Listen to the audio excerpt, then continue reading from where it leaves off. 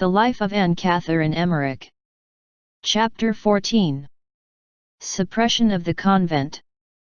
On the December 3, 1811, the convent of Agnetenberg was suppressed, and the church closed.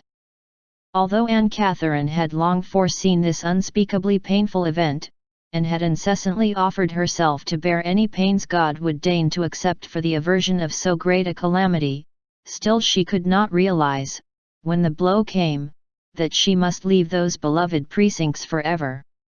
It seemed to her easier for the soul to part from the body than for her to tear herself away from a spot where she had given herself, by the holiest of vows, to the divine bridegroom, in order to serve him amid sufferings, hidden from the eyes of the world.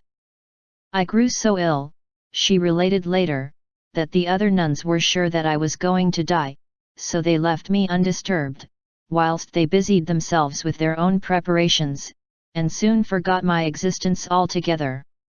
Then our Blessed Lady came to comfort me and said, "Thou wilt not die. There will be a great deal of stir and talk made about thee yet, but be not alarmed.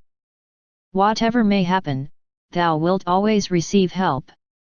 After this, in all my troubles, I heard the words, "Be not alarmed, thy task is not yet over," ever sounding in my ears. Whilst the other sisters were leaving the convent one after another, Anne Catherine remained behind till the following spring, for she was so weak and ill that she was unable to leave her cell during those months.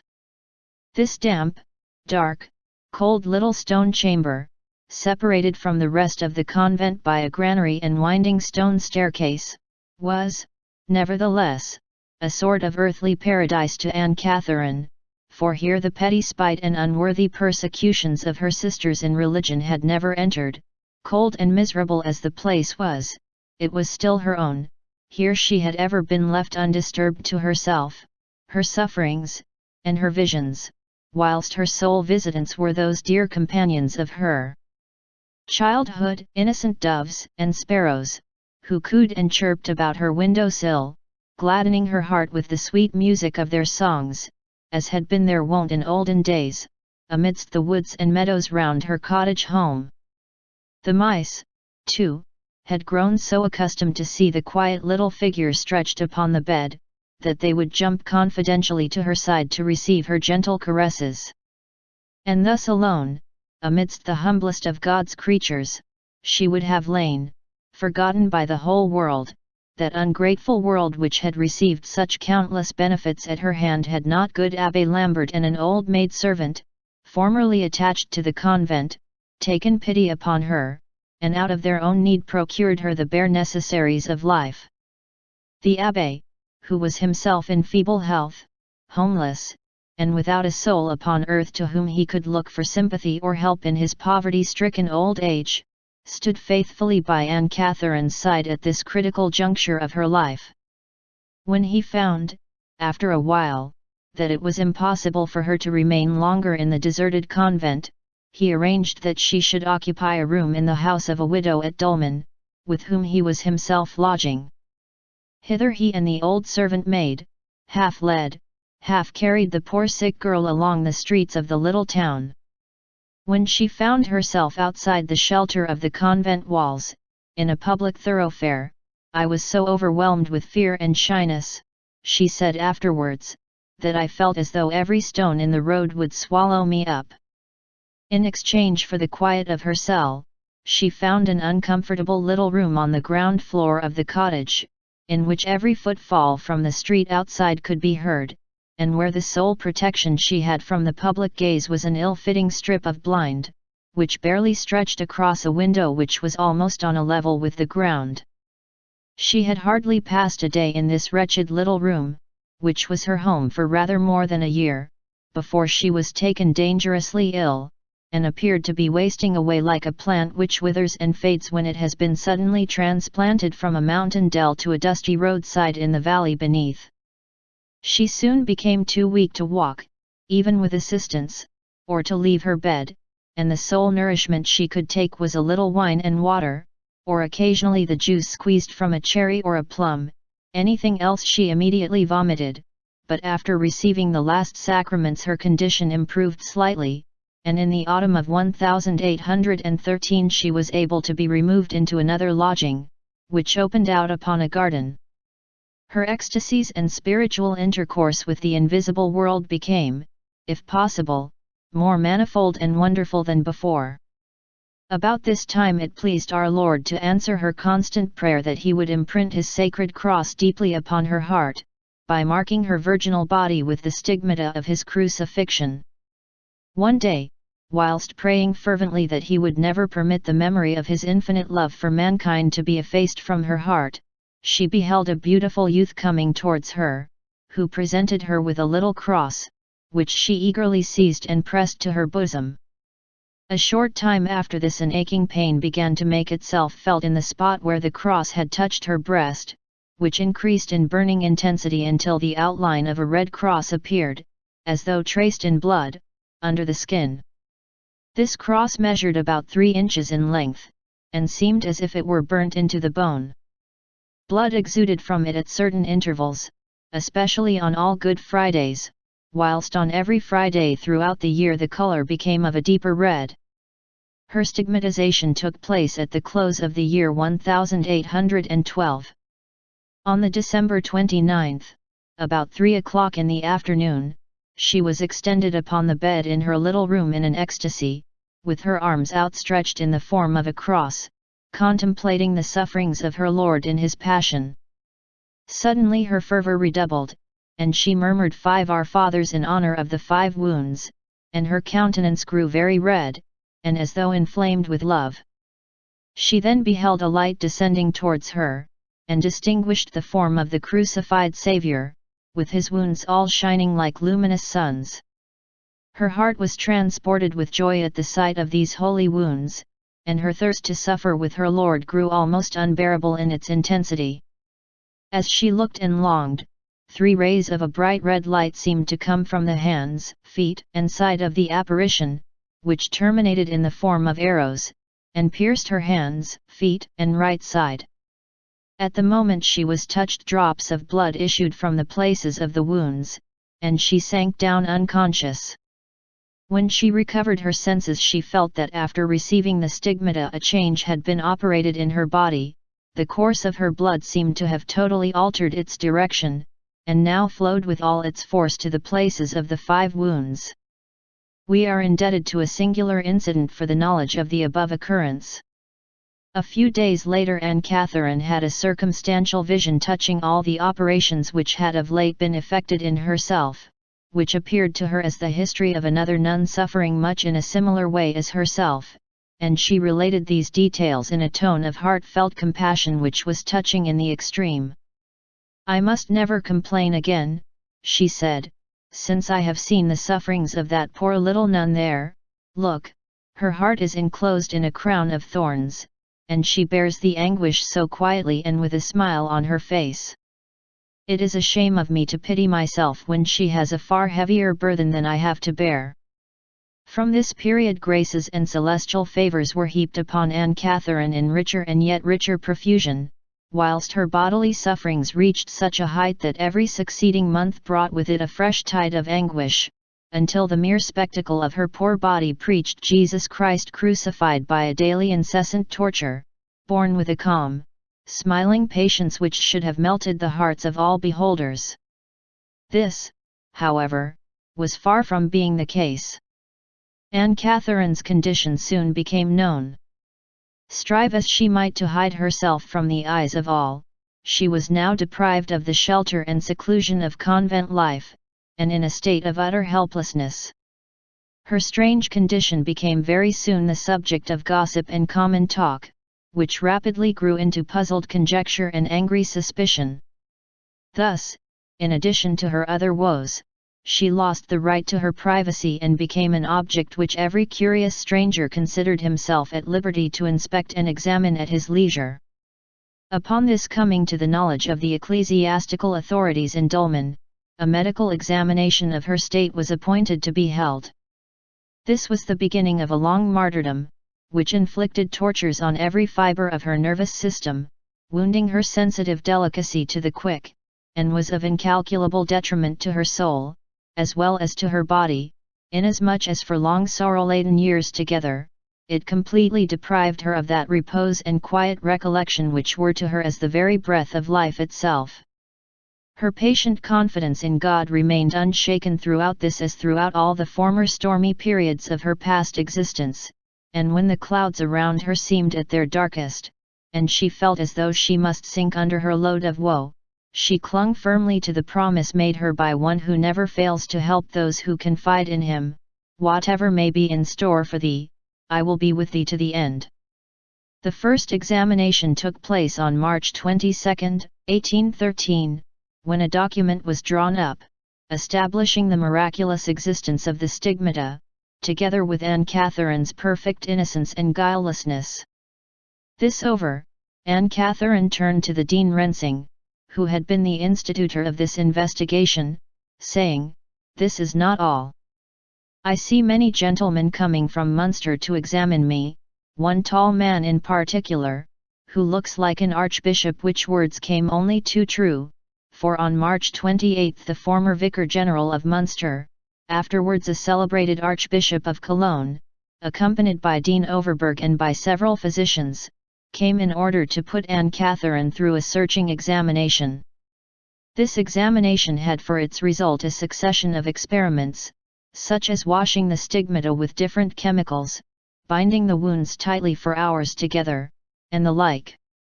All these caused the poor sufferer almost intolerable agony, so much so that she declared her fear to Overberg lest she should lose the command of her senses, and forget the duty of obedience she owed to the ecclesiastical commission. Indeed, nothing served to calm her fears and pacify her, until he promised to offer up the holy sacrifice of the Mass for her intention on the following morning, that God might give her the necessary strength. From this time the pains in the wounds increased in intensity, and were accompanied by frequent fainting fits, until on the 2nd of April her voice became hardly audible, as she turned imploringly to the Dean, saying, "I see more and more men who want to look at my marks. I am so frightened, can you not hinder them from coming?"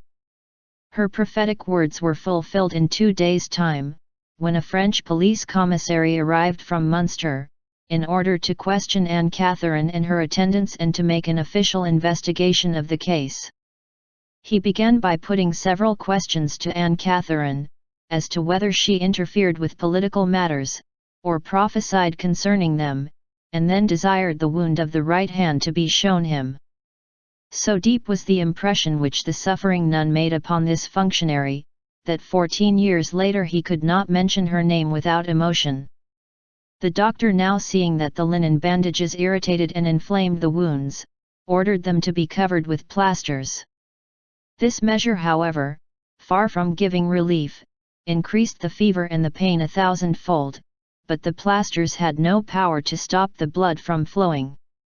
From this time forth visits of all kinds, ecclesiastical, medical, and official, friendly and hostile, were forced upon the poor girl.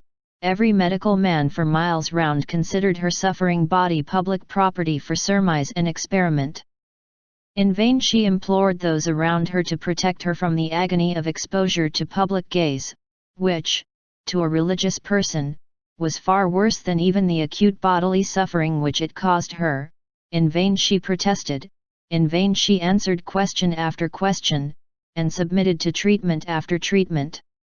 Her woes were not to end here, heavier trials were in store. God required yet greater, yet more perfect obedience from his servant. He chose that she should at this period, by a combination of circumstances, be, so to speak, forsaken by her spiritual advisers, overwhelmed in desolation of spirit, pursued in her troubled sleep by hateful objects, and in her waking moments by temptations of the evil one.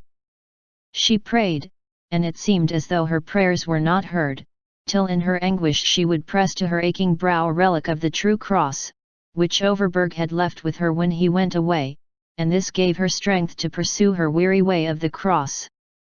After Holy Communion a ray of light would sometimes break across her soul, in the shape of one of those consoling visions which now so seldom cheered her path.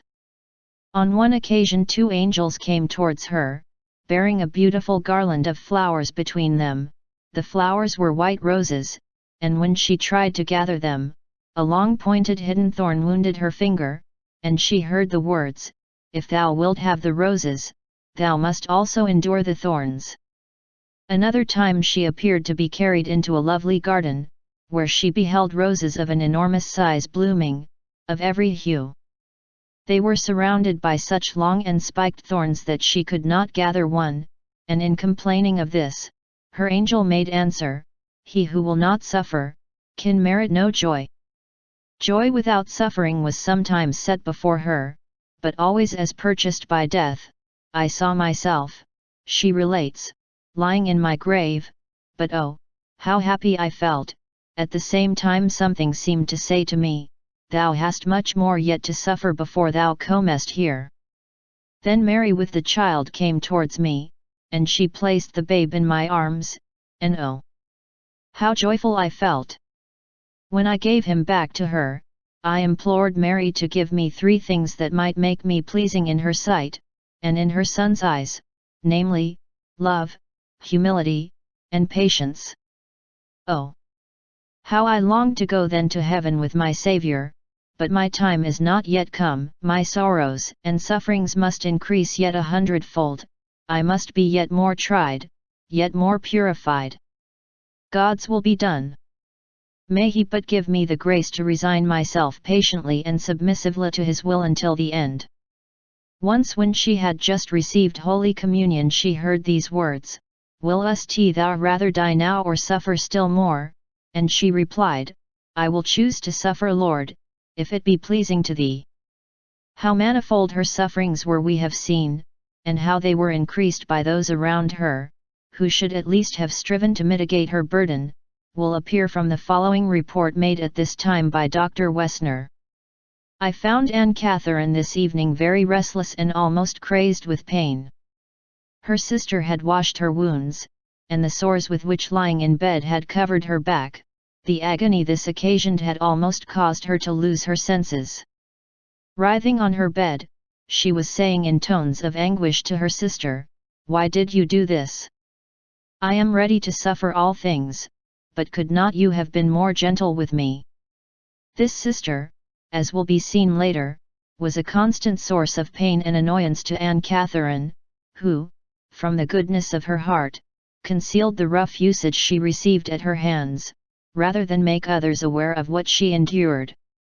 In Munster brandy is considered by the lower classes an infallible panacea, and throughout all her sufferings this sister insisted on rubbing Anne Catherine's quivering flesh therewith, until she lost consciousness time after time, treating her as almost all at this time treated the poor sufferer, like a senseless thing, not as a living, feeling human creature.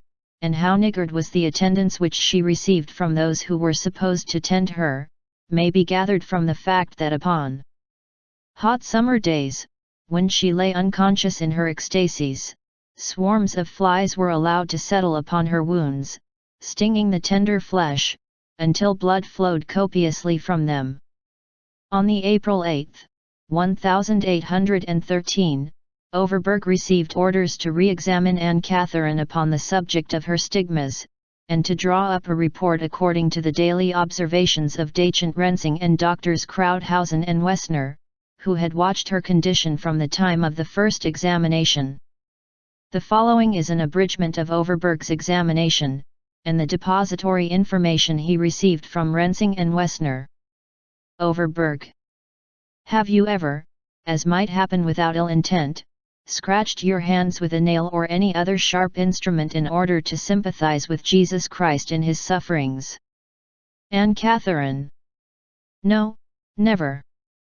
Overberg. Have you ever poured aquafortis or lapis infernalis upon these spots? Anne Catherine. I do not know what those things are. I never knew of the existence of the wounds until someone else, Abbé Lambert, remarked upon them to me, saying, "Don't imagine that you are a Saint Catherine of Siena, or anything of that sort. Upon Overberg's observing that it seemed extraordinary that when a person had received a wound she should be unaware of its existence, "So it does," she replied, "but then the pain had been there for nearly 4 years before the wounds came, and I felt no difference.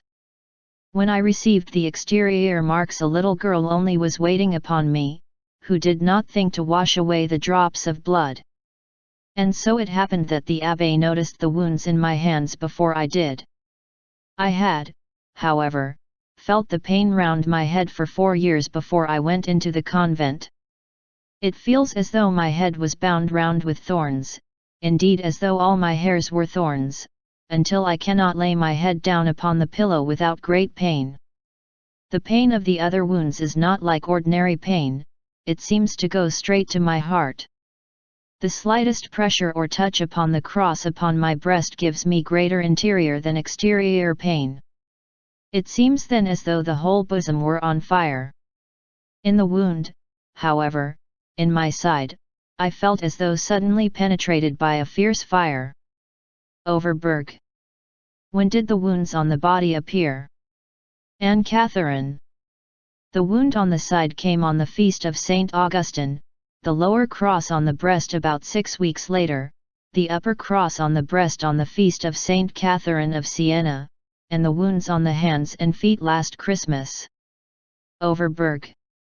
Had you any special visions or illuminations at the time of the wounds appearing? Anne Catherine. No, I was in very great suffering then. Overberg. Do you not know what the cross on the breast signifies? Anne Catherine. No, but I often imagine that the first one was to warn me that I had much to suffer for Christ's sake, and that the second meant renewed sorrows in store for me. Overberg. Can you not remember when you received the wounds in the hands and feet? Anne Catherine. 4 years before the suppression of the convent I went to Coesfeld to see my parents, and whilst there I went into the church to pray for a few moments before the great cross behind the altar.